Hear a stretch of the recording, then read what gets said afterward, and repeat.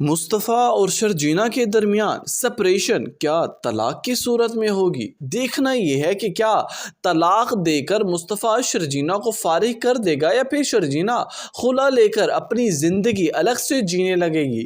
ناظرین، drama serial کبھی میں کبھی تم بہت ہی زیادہ انٹرسٹنگ بن چکا ہے، بلکہ اس ڈرامے نے اتنی پاپولیرٹی حاصل کر لیا نہ صرف پاکستان بلکہ پوری دنیا میں چھا چکا ہے۔ اب ہر ہٹ ہونے والا ڈرامہ ARY کا سینما میں نشر نہ ہو، یہ کیسے ہو سکتا ہے؟ اس کی آخری قسط بھی سینماز میں نشر ہونے والی ہے، لیکن اب دیکھنا یہ ہے کہ آخر اس ڈرامے کا اختتام کس اینڈ پر جا کر ہوگا۔ کیا شرجینا اور مصطفیٰ کے راستے جدا ہو جائیں گے یا پھر دونوں ایک بار پھر سے دونوں ایک ہی ساتھ ایک ہی ٹریک پر آ کر اپنی زندگی کو خوشگوار بنا دیں گے؟ جیسا کہ آپ نے دیکھا کہ شرجینا کو ہوش آنے کے بعد جب اس بات کے بارے میں پتہ چل جاتا ہے کہ اس کا بچہ اس دنیا میں نہیں رہا اور مین وجہ کون ہے، صرف مصطفیٰ ہے، تو وہ کبھی بھی اس بات کو ایکسیپٹ کرنے کے لیے تیار نہیں ہے کہ اب میں اب مصطفیٰ کے ساتھ ایک گھر میں ایک کمرے میں نہیں رہ سکتی۔ راستے جدا کرنے کا فیصلہ تو یہاں پر شرجینا نے کر لیا، لیکن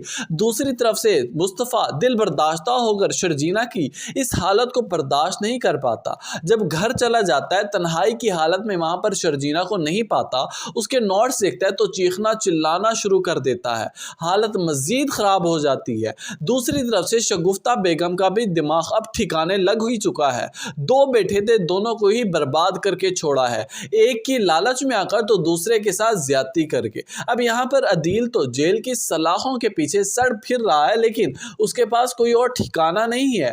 یہاں پر مصطفیٰ ہی ہوگا جب اپنے باپ کی حالت دیکھے گا ہاسپٹل میں تو سارے ڈیو سارے چارجز کلیئر کر دے گا، جبکہ یہاں پر شگفتہ بیگم بیٹے کو گلے لگا کر زاروں قطار رونے لگے گی، اس کا احسان مند ہو کر اس سے شکریہ ادا کرنے لگے گی۔ یہاں پر مصطفیٰ ہوگا کہ اس کی بہن رو رو کر اسے سارا حال سنائے گی کہ کس طرح سے اماں ابا روڈ پر پھرتے رہے ہیں۔ اب ویورز، اس کے بعد جب مصطفیٰ کی کہانی سنے گی سدرا تو دونوں بہن بھائی ہی ایموشنل ہو جائیں گے، ایک دوسرے کے گلے لگ کر زاروں قطار چیخم پکار شروع کر دیں گے۔